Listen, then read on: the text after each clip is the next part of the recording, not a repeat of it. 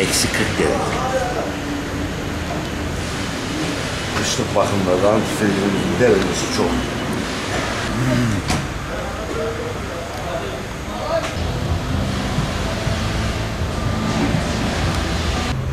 Koy. Hepsini koyalım. Koy. Tamam, ben görüyorum. Tamam. Bu kadar yetiyor.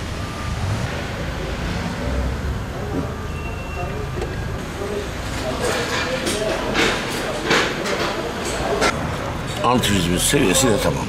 Genleşme kavrumuzda eksikleri tamamladık.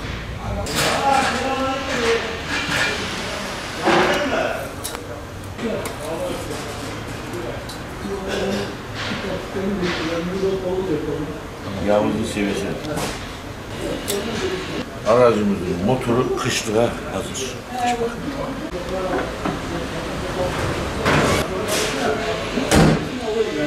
Yaklaşık 49 yıldır bu işi, mesleği yapıyorum. İsmim Orhan Akbaş. Şu anda kışa girerken araçlarımızın periyodik bakımlarını düzenli takip ediyoruz. Müşterilerimize de bunları devamlı söyleriz. Zaten müşterilerimizin %99'u kışa girmeden gelirler. Motor bakımları, antifriziydi, balatalarıydı, ön düzeniydi, tekerleri biliyorsun. Kanun gereği kışlık lastikleri takmak zorundayız ya. Ondan dolayı şimdi çok şükür duyarlı müşterilerimiz geliyor. Tabii burada öncelik şudur.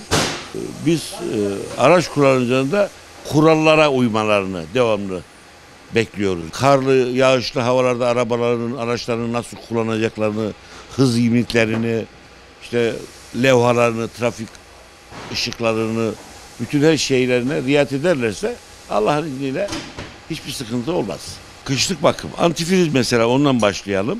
Birincisi, antifrizimizin bir özelliği vardır. Donmaz, kaynamaz, paslanmaz. Yani kışa girerken hava iklimi eksiye düştüğü zaman motorun içerisindeki su olursa donar. Donduğu zaman da motoru patlatır. Antifriz ne yapar? Hem donmaz, hem kaynamaz, hem paslanmaz. Yani motorun ömrünü uzatır. Lastikler biliyorsun olmazsa olmazlardan, kışlık takmak zorunda. Yani bir nevi yarım zincir takmışsın gibi. Şimdi mevsimlik lastikler ıslak zeminlerde fren ve viraj hakimiyeti zayıflar. Ama kışlık taktığın zaman Allah'ın izniyle o fren aracımızı rahat tuttururuz yani. Bunun yanında yağıdır, yağ filtresidir, hava filtresidir, polen filtresidir, ön fren balatalarıdır. İşte bütün periyodik bakım dediğimiz zaman hepsini kapsıyor, biliyor musun? Ondan dolayı kışlık bakıma hazır olması lazım araçların. Bütün vatandaşlarımıza, aracı olanlara söylüyoruz. Diyoruz ki aman ha, ihmal etmeyiniz kış bakımlarını. Havalar işte bugün yarın eksilere düşerse muhakkak ki en kısa zamanda bakımlarını yapmak zorundalar.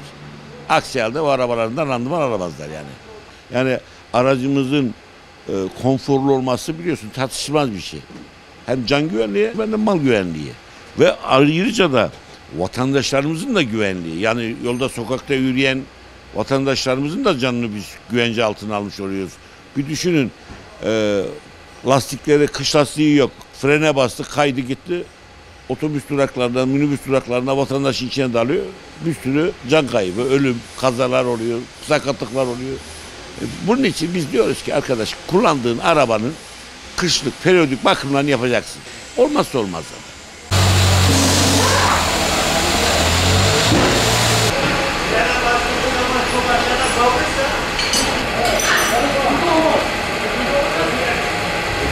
Bir de bir vitesine bir bakalım.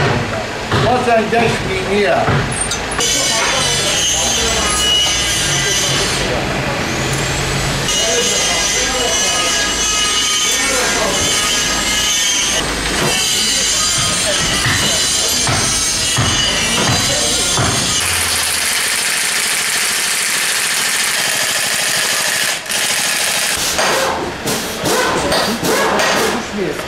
Nerede? Bura paslanıyor, sökülmüyor.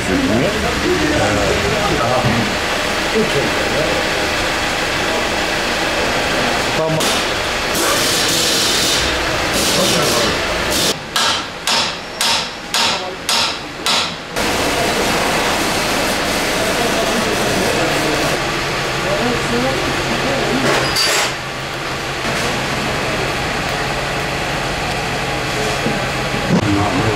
Baksana ya o gün. Görüyor musun? Evet. Bir daha.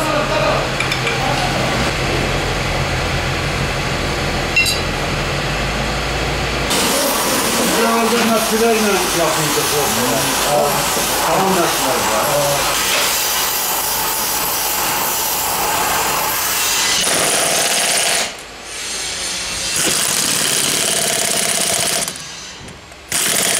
Ben Malatya'nın en eski şoförüyüm şimdi şu anda. 64 ehliyetliyim. 64 yılında bu yanı Kasım ayını geçirmem, arabamın mutlaka bakımını yaparım. Çünkü arabanın bakımı demek insanın check-up yapması demektir. Araba da bunun gibidir. Üstelik bakımı yapılmayan araba tehlike saçar. Yolda gittiğiniz yerde Allah muhafaza kayar, bir yeri kırılır, rotu çıkar.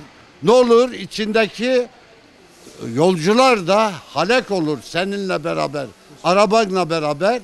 Onun için mutlak surette vatandaşlarımız arabalarının kışlık bakımını mutlaka yaptırsın.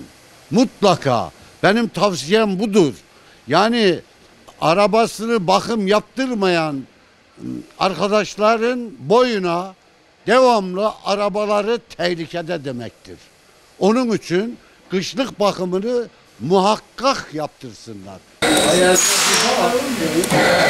Sen düşersen kendin haber olur.